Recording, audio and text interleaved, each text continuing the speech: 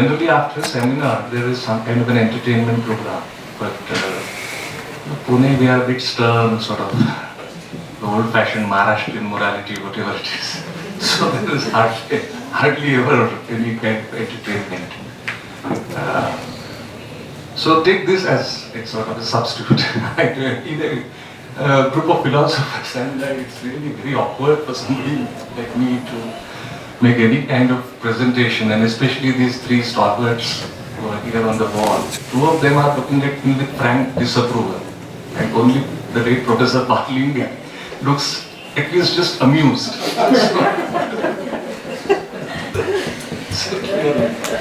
And I personally knew Professor Sundararajan, and so it's really like feeding a cow and putting a portrait of a lion or something in front of it. So anyway, that said, another thing is that, as he said, we'll take that with a pinch of salt, what he's saying. Except for the fact that I teach political science. I don't know if you said that. My discipline is not philosophy at all. So what am I doing here again? And this is again like, people getting typecast in popular Hindi movies. Like there was a guy called Keshto Mukherjee who always played the drunk, if I remember right.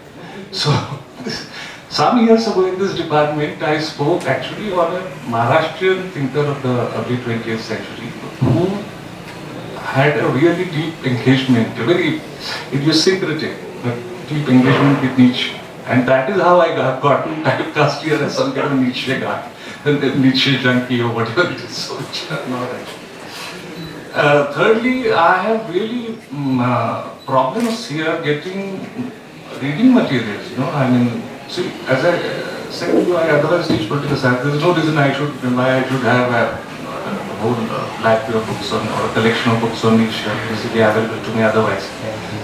So whenever I go hunting around for books on topics like this, and one would think that you have had this philosophy department here for the longest time, library would have Nietzsche collection. And Nietzsche, after all, I mean the key works are not even a dozen, I think. But they're not here. Not all of these works are here. So what I'm going to do is actually two things. One, I'm going to really immerse you in Nietzsche, some of his writings. So instead of saying something myself, though I'll have to say that as well, I'll serve as a kind of a medium through which Nietzsche will speak to you.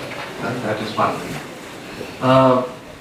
And this is also particularly because, you see, if I may just quote a small passage from his book on, the famous essay on Schopenhauer as educator.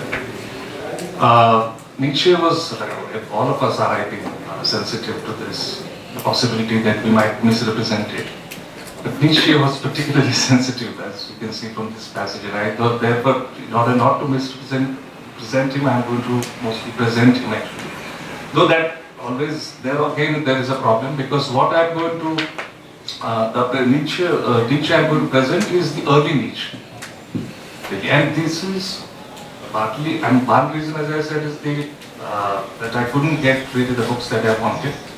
And two, this is, I think, more important, which is that in this essay, which I don't think many people read nowadays, which is on the Greek state. There, it's a short essay, and it's a very early essay that he wrote in his 20s. But he was a prodigy, and he cannot really neglect his early work in any sense. And there are significant continuities between the early and the later work. And anyway, he wrote, it was a very short life in terms of productive life. And a lot of these ideas that he presents here, they are very vividly present here. And so I thought it would make sense to project that part of it. But this is what he says. And he says that he describes himself as one of those solitary philosophers, free in spirit. And he says, while they desire nothing but truth and honesty, they are encompassed by a net of misunderstandings. And however vehemently they may desire, they cannot prevent a cloud of false opinions, approximations, half admissions, indulgent silence, erroneous interpretation from gathering about their actions. This is the fate of many philosophers see things like himself. So this is what I wanted to avoid. I think a major difference between the philosopher who we discussed at considerable length, so that I get a sense that apart from the first presentation, people have been mostly discussing Kant. So Kant, as you know, as we all know, Nietzsche was extremely critical of Kant, and probably in this session that I missed, there was some discussion on that particular aspect. The Nietzschean critique of Kant maybe came up, but I missed that. But one of the reasons I think, one of the many reasons why Nietzsche was critical of Kant, I think was that for Nietzsche, philosophy is really a way of life, which probably was not for Kant. I think Kant is far more cerebral. This is just layperson's understanding. Whereas this is not true of Nietzsche, and I'm just again reading out from the same essay, Schopenhauer as educator, what he thinks about philosophy, or about what he thinks is a good philosopher. So he says, I profit from a philosopher only insofar as he can be an example, and that he is capable of drawing whole nations after him through this example is beyond doubt the history. And here he mentions a country. I don't know whether we can guess this. Can the students guess which country would be mentioned as a country where we have seen philosophers, set an example, and they, as it were, a whole nation has followed them according to Nietzsche. This is India.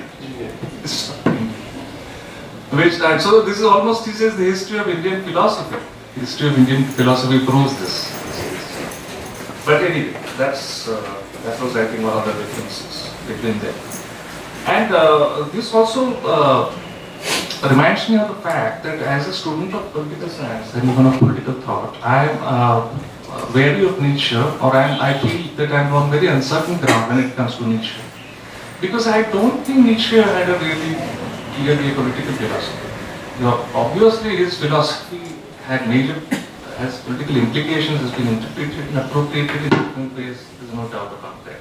So that on the one hand, there is a fascist appropriation of his philosophy, but on the other hand, post-70 we have seen post-structuralists, all kinds of radical, with the analytical philosophers called literal-philosophers, the literal philosophy types have appropriated in many ways. So these are very contrasting interpretations of Nietzsche. And Nietzsche, a lot of people have argued an accent, but Nietzsche himself really does not have a political vision. So that's the other problem in coming to terms with Nietzsche. Okay, so having said that, there's something else that I need also to point out, which is what Ashish had raised in the morning. That is, the question of what is sometimes called philosophical anthropology. That is, what is a philosopher's idea of human nature or of the human condition? That came up also earlier in the discussion of Hannah Arendt. Because Hannah Arendt obviously has, in the human condition, she begins to, and very positive phenomenological way, she discusses the human condition. But now here, in the case of Nietzsche, what is it that he thinks,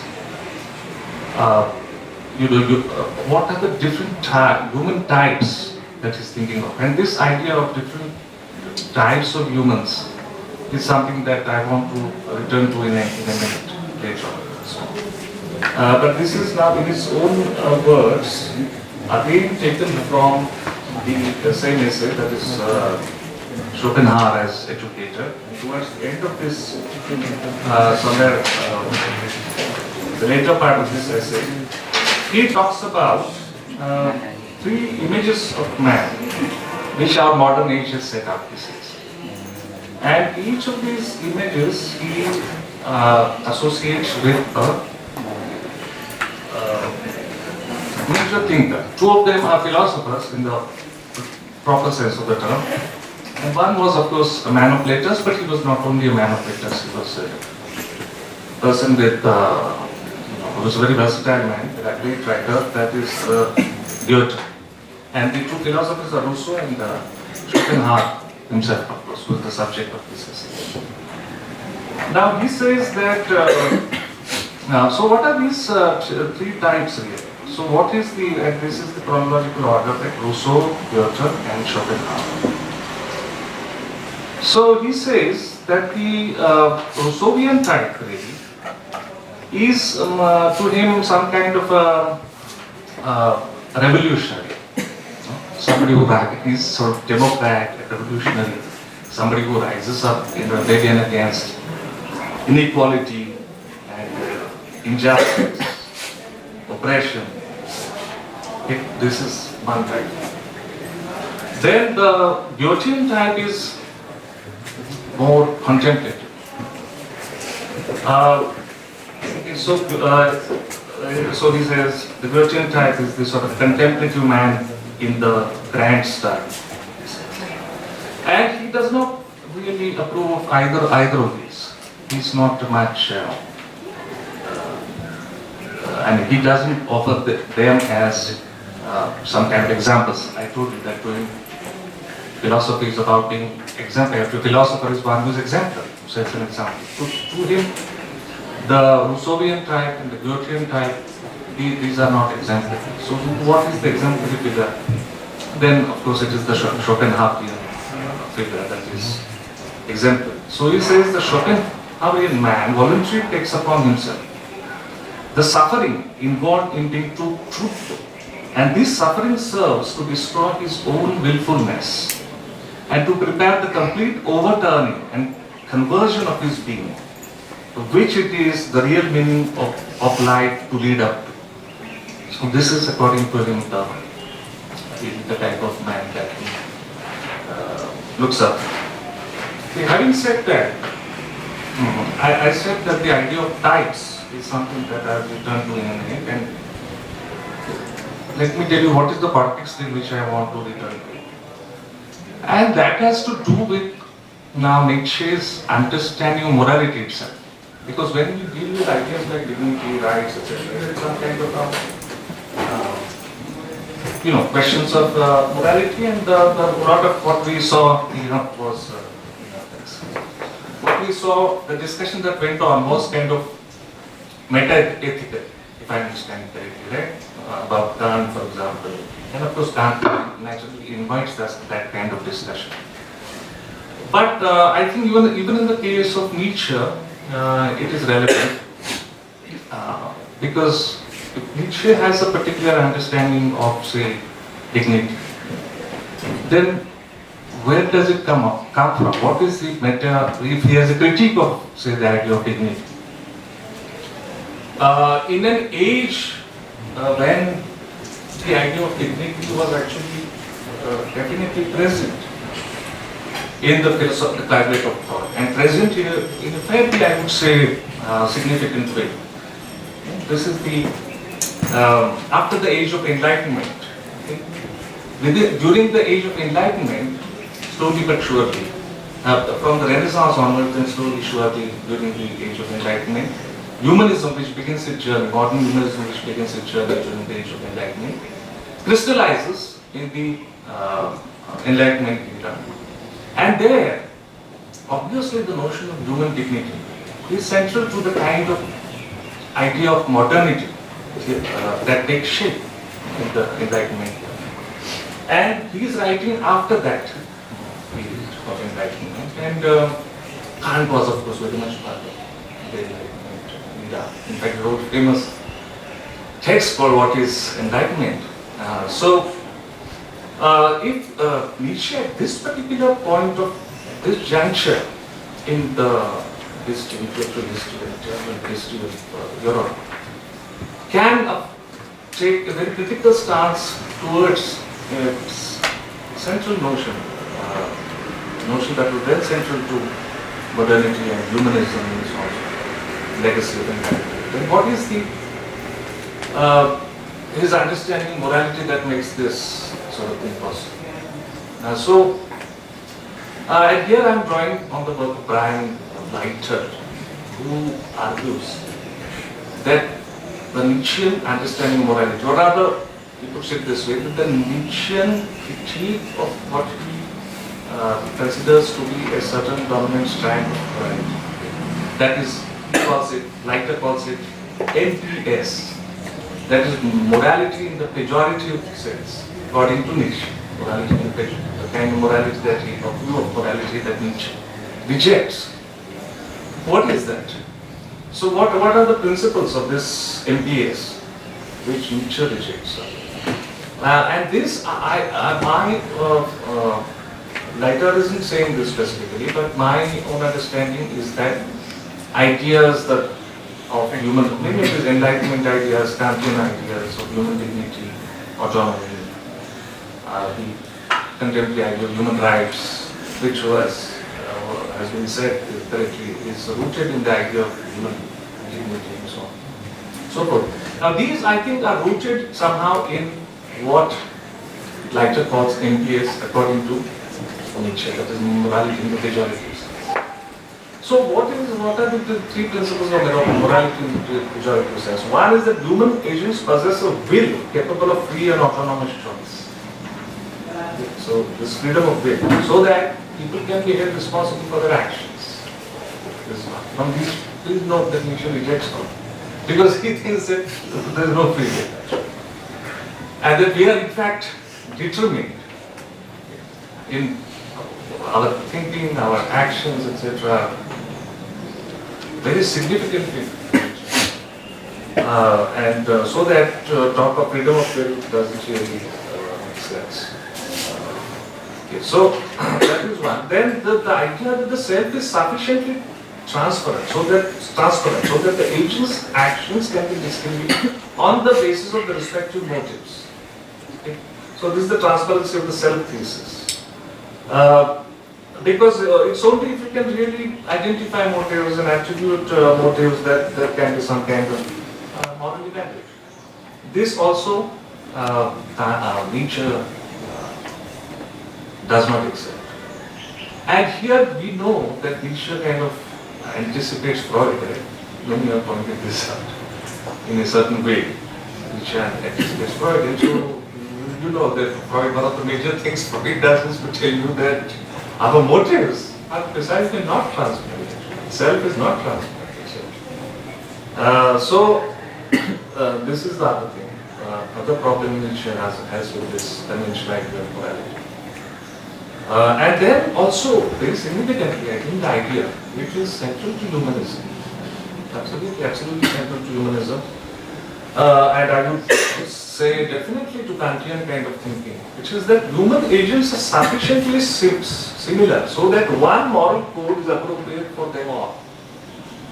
That we are all fundamentally somewhere similar. Now this was an idea, it's a completely modern idea. This is all pre-modern societies lack this, including India.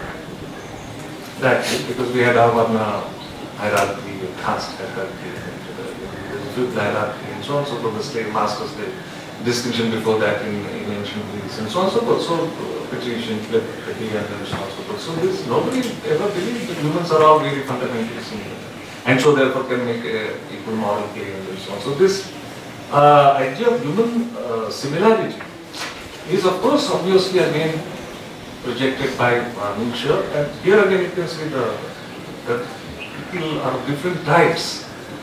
This is something that he holds on to, okay? And this particular is an article of faith.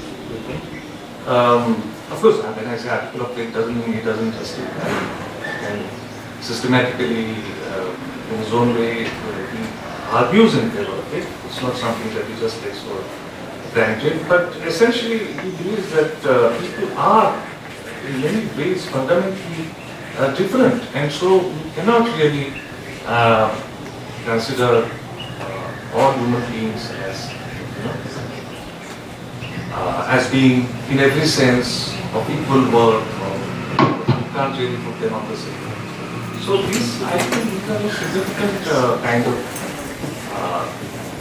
criticisms that Nietzsche levels against what, according to him, what according to Leiter is to Nietzsche morality, the pejorative, and once again to reiterate, I think morality in the pejorative sense underlies notions, contemporary modern notions of human dignity, human rights. Now, so this prepares now the ground for our understanding of Nietzsche's critique of the idea of dignity and the associated idea of rights. And of course, we know he's writing in the middle of in the late 19th century. This is the time, at this time, already you have had American Revolution, you have had French Revolution, the project of democratization has been advancing. Okay, so these ideas of human rights, dignity, etc. are no longer just up in the air. Or in fact, in England, it goes back even to the 17th century.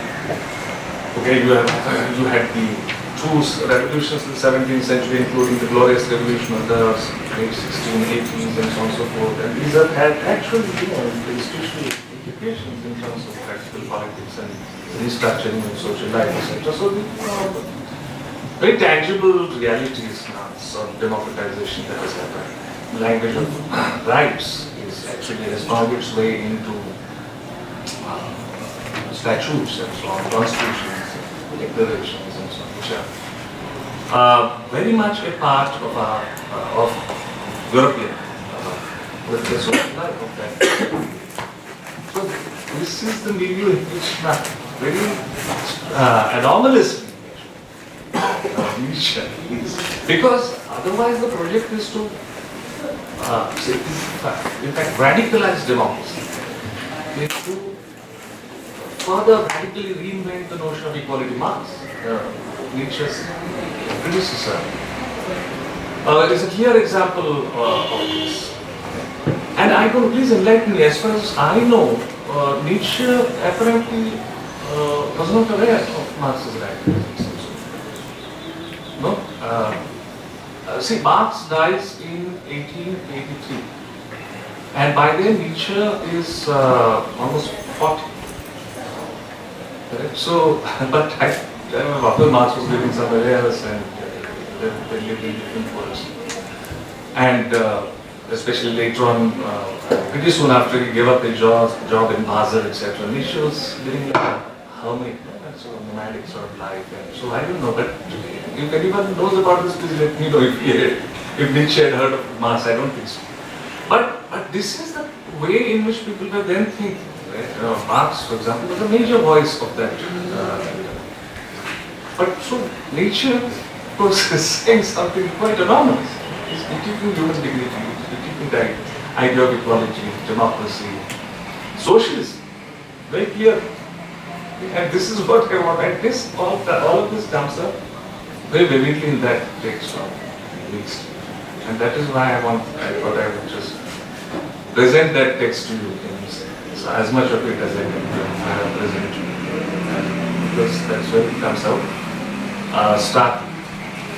But before I do that, I thought I will also say this, that for Nietzsche, I mean, it's possible to say that he does not completely discard the idea of human dignity, because of course his attitude towards human life is not just negative or cynical, etc., etc. I mean, that is also, it's possible to have a philosophy, and of course we have had philosophers and philosophies that kind of that are kind of really nihilistic and so on and so forth. And I don't think he falls into that category. But then one can say that to him, so in other words, dignified human existence is something that is a notion that is acceptable to him and that he actually does champion, in fact, in his own way.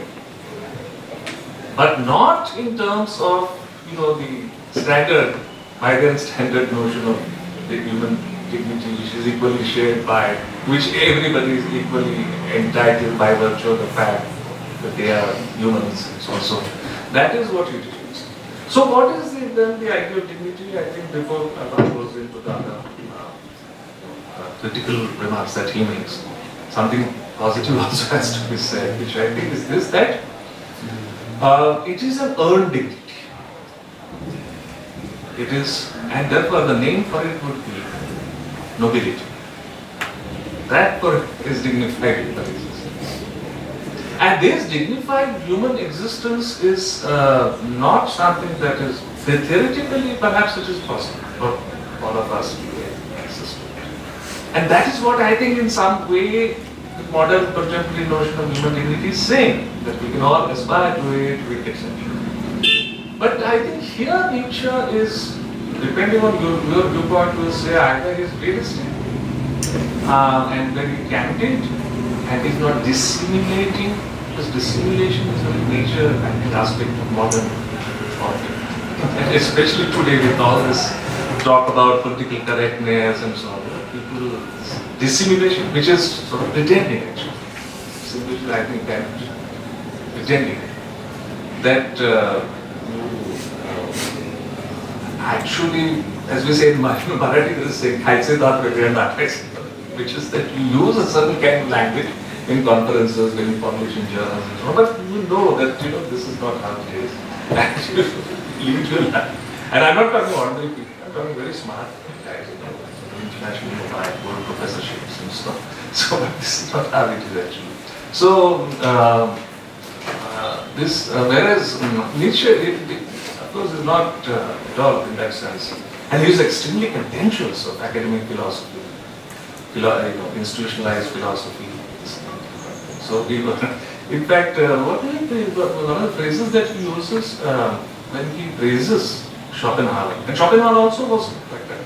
Unlike any, he denigrates Kant specifically for this, for having been a professor all his life. For what does he say? For tolerating, sort of his students and colleagues and leading that kind of regimented life.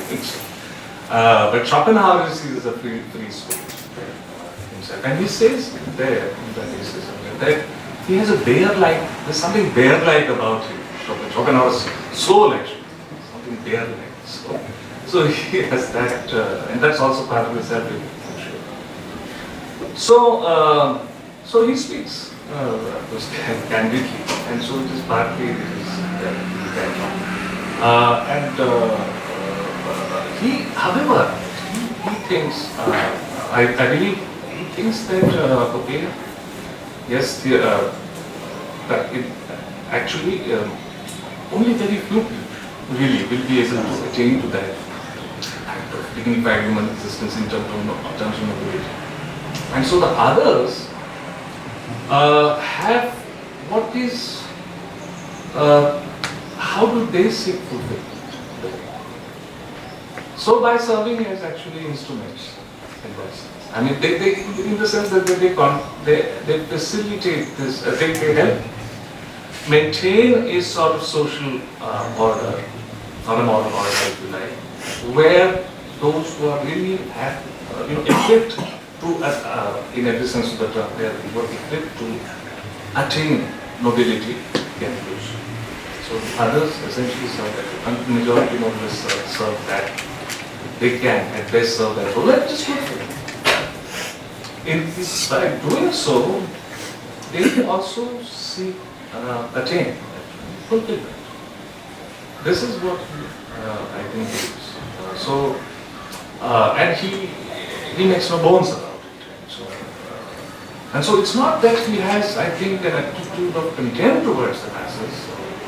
Sometimes that's the impression he gives you, because he writes in that with a sort of what seems to be, at least to us, at least in translation, as kind of relatively flourish. I believe he was a great stylist in the German language, and you can see, you can sense some of it in translation. But I'm afraid that in English, maybe it sounds sort of very loud and so on and so forth. Perhaps it doesn't sound like that actually. So we have to bear that in mind. So he doesn't really, I don't think it's contentious of what he does. It's just that he thinks that they will serve their purpose better they will truly seek fulfillment by facilitating this kind of attainment of nobility by those who have the capacity and for it, and also really the strength of will, etc. That is strength of will that is needed. to attain nobility, and also that then through this nobility, when such people attain nobility, who are capable of attaining it, then we also have true art, true culture, etc. Right? And we say somewhere, this is a strange, I think a strange thing for a philosopher to say. No ordinary philosopher or mainstream philosopher would say this. It's a very famous statement, actually, you all know. He says that this is about art, and it shows you how high he places art. His early work was on earthly tragedy. He wrote a great deal on music. Somehow this seems to be a German tradition. I don't know of English philosophers, Anglophone philosophers who write so much on music and which is integrally linked to their philosophy, not as simply as an aside. Because you have later on Adorno and people writing serious music. He has this vestige and engagement with Nietzsche, with Wagner and so on and so forth. So the statement, can somebody quote this? Perhaps he says, he talks about art and truth. And the truth is what philosophy is supposed to be, tradition. And to a philosopher, normally a philosopher would put the truth above, say maybe aesthetic pleasure, etc., which art gives. But the famous statement is, I think he says, correct me if I'm wrong, he says that we have art so that we may not perish of the truth. That we may not perish of the truth. Okay, so then these are the great men. And when I say men, I think I really mean men, because Nietzsche, again, is very problematic way of looking at women and the rights of all women. It's very problematic. And he has been accused of, many philosophers, he has been accused of being misogyny and so on. But anyway. So now that I think is finally, I can just present to you some of these statements that he makes, and they are very stark, so you can see how clearly and boldly he speaks. Now this translation itself I am not very satisfied, and unfortunately I had to download this from a website because I did manage to get many of the Nietzsche's key texts. I have some of them in my collection, plus others from this library, from my library, from Jaipur, etc. But this essay called The Greek State, I could not find in a book. So this is an online translation. It's okay, I guess, but it's a little awkward in places. And I still can't tell you who has translated this. That's the other problem. Whereas the other essay on Schopenhauer as educator, I know that parts of it were translated by Hollingay and so on, later research. But now here, this is very early essay, 1871. Okay, so that means he was not even 30, right? He was born in 1844, so this is late 20s, etc. So he says, we moderns have an advantage, and as you all know, he was a philologist, and he had very deep knowledge of Greek language, literature, culture, ancient Greek language, literature, culture, etc. So that we must be. So he says, we moderns have an advantage over the Greeks in two ideas which are given, as it were, as a compensation to a world behaving thoroughly slavishly, and yet at the same time anxiously eschewing the word slave.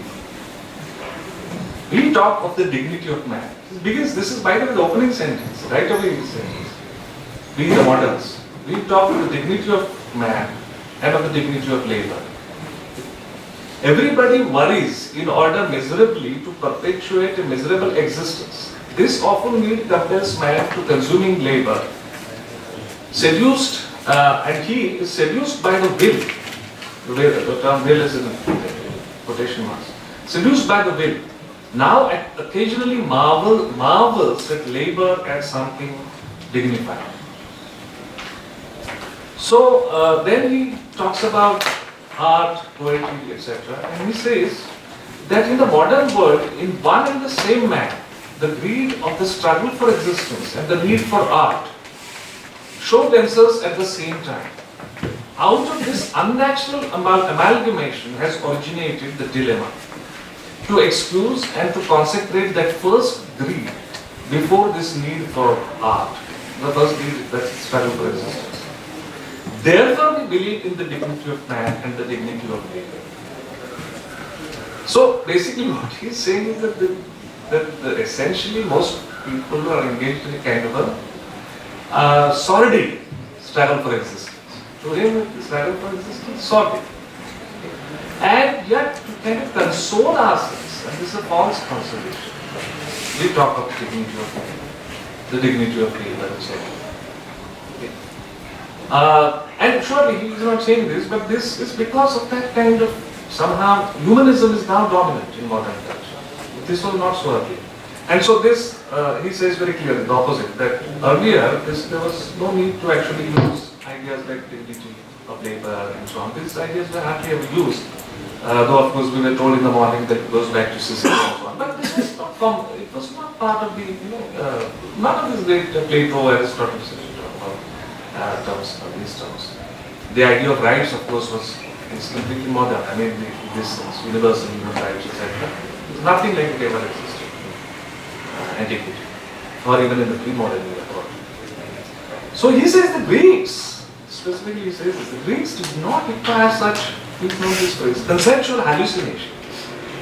So to this conceptual hallucinations, talk of labor and so on and so forth, they did not require such conceptual hallucinations, for among them the idea that labor is a disgrace is expressed with startling facts. Labor is a disgrace. It's very clearly expressed, it was expressed there. And so such phantoms as the dignity of man, the dignity of labor, etc., are the needy products of slavedom hiding itself from itself. And now slavedom is not to be taken literally, except of course in ancient literally it was the case.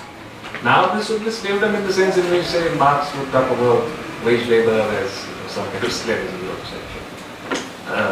etc. So he said this was, I mean, they were very frank about it. That we need people who will be toiling, and there's nothing very, it's a kind of disgrace, labor. Now this idea of labor as kind of disgrace is a strong word, but the first presentation, it was said, there was some reference to Hannah Arendt. Hannah Arendt does it.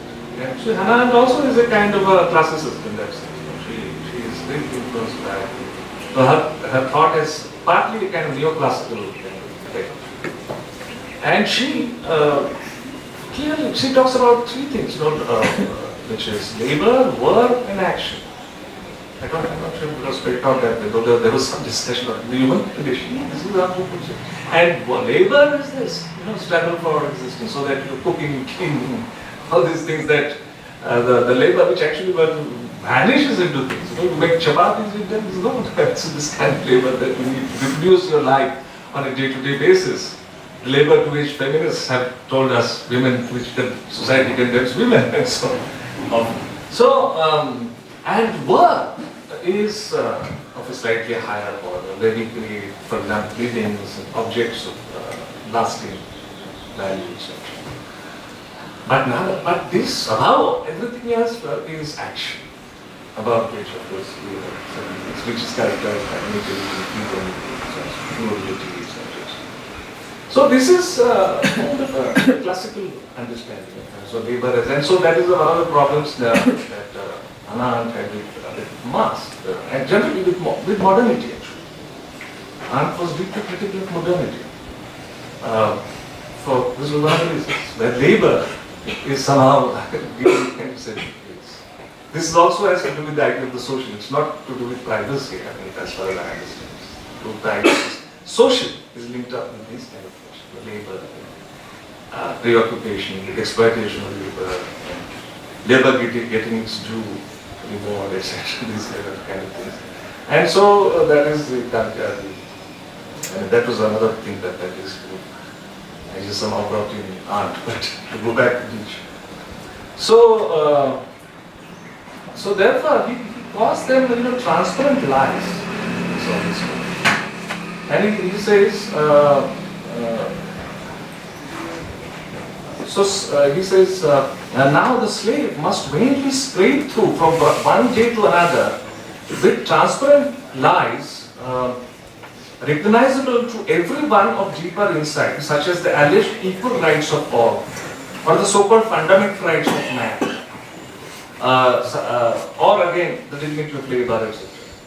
Indeed, he is not to understand at what stage and at what height dignity can be first be mentioned, namely at the point where the individual goes only beyond himself and no longer has to work and to produce in order to preserve his individual existence. Now please note, this is where the point that I made, that he is not saying that some kind of dignified human existence is not possible, but that it is earned dignity, nobility. These are not his words, earned dignity, etc. I am just saying that this is what it is. Because here he is saying this, he is suggesting this here. He says, indeed, he is not one, that is the laborer, etc., the ordinary man, does not understand at what stage and at what height dignity can first be mentioned. By that I think he means that can legitimately can use the word term. That namely at the point where the individual goes only beyond himself and no longer has to work and to produce in order to preserve his individual existence.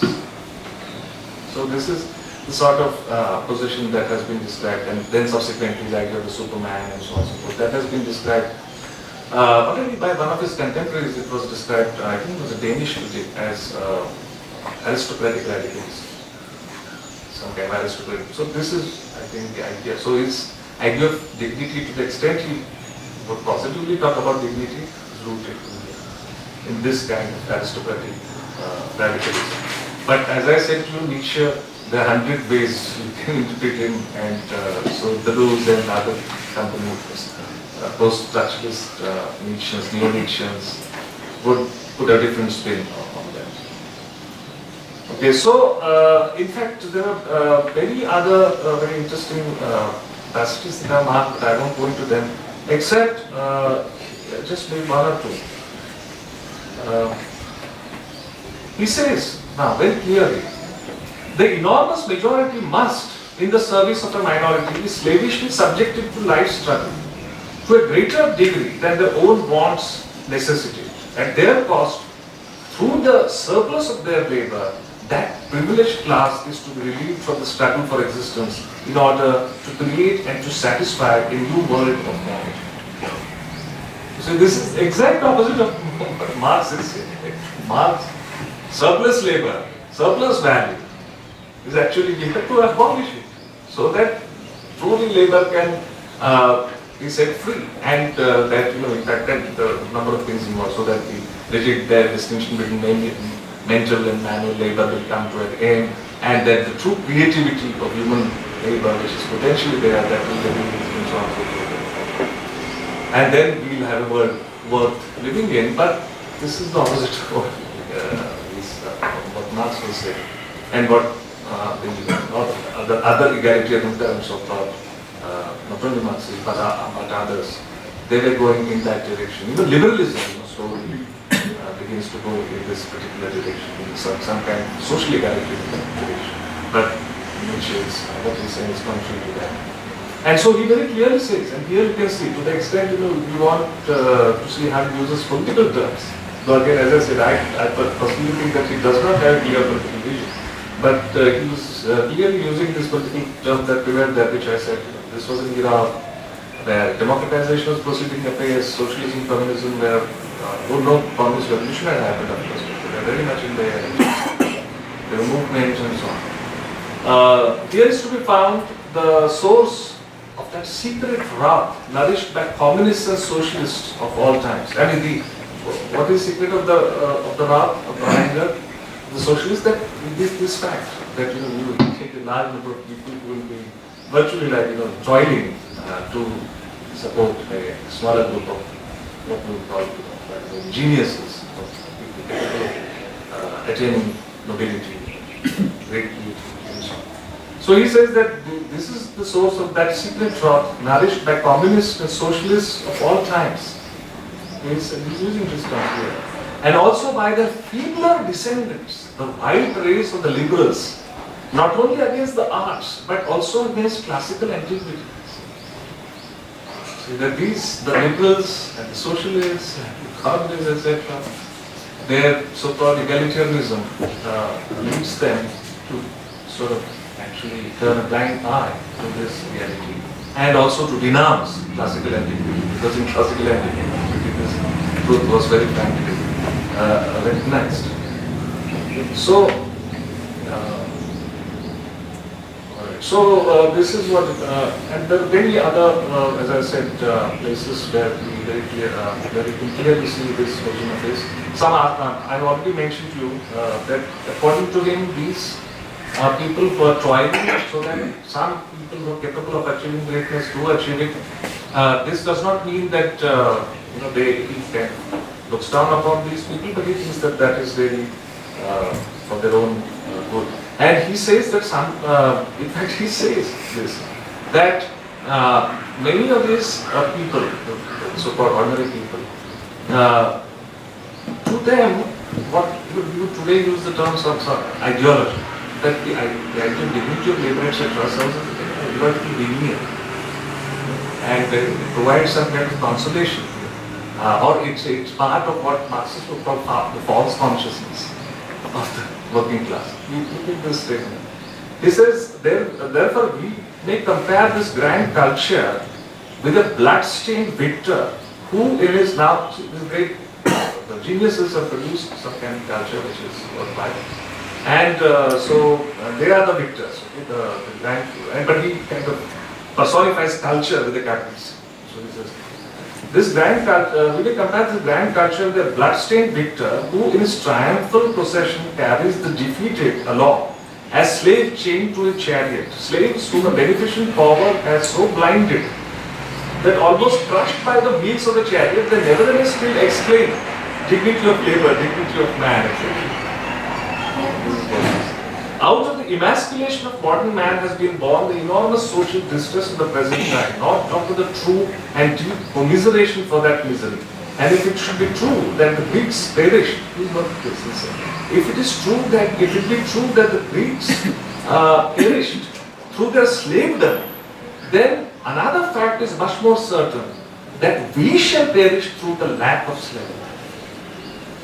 This is what he says. So this idea of egalitarianism, the idea that we are all equal, we all have dignity, we have the same rights, and that the entire the whole social order should be based on these ethical premises is completely going wrong. And I just end by saying, and this also comes somewhere towards the end of his essay. He says, every human being with his total activity only has dignity. And again, here you can see Nietzsche talking affirmatively. Every human being with his total activity only has dignity insofar as he is a tool of the genius. You can assume that majority of people cannot attain to anything. They are not capable of this kind of achievement that only some are geniuses. So, every human being with his total activity only has dignity insofar as he is a tool of the genius, consciously or unconsciously. From this, we may immediately deduce the ethical conclusion that man himself, the absolute man, possesses neither dignity, nor rights, nor duties. Not even duties, because you have, as you have Gandhi, so many others, Gandhi, traditionally people, Simone Weil, very famously in modern times, talked about duties. There is no human rights, it's only their duties. But not even duties, it's only a wholly determined being serving unconscious purposes can, only as a wholly determined being, please note, this was the metaethical principles of this metaethical possession, that we are determined. We don't have free will in some simple sense. And only as a wholly determined being serving unconscious purposes can man excuse his existence. This is a very radical statement. To excuse this is justified by, I guess that notice, justify his existence. He says this very clearly. And I think we should, one of the reasons why we read philosophers like Nietzsche, etc., not because they are